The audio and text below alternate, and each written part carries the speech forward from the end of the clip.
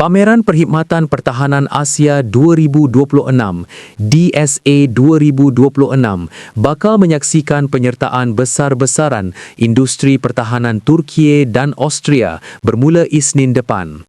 Turkiye tampil sebagai pemamer terbesar dengan 84 syarikat sekaligus mengukuhkan kedudukan DSA sebagai antara pameran utama di Asia.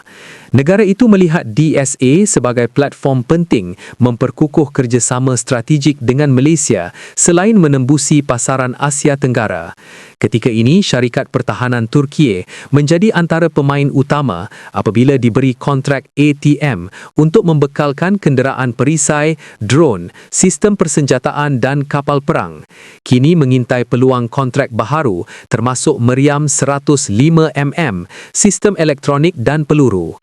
DSA 2026 edisi ke-19 akan berlangsung di MITEC Kuala Lumpur dari 20 hingga 23 April bersama NetSec Asia yang memberi fokus kepada keselamatan awam dan penguatkuasaan.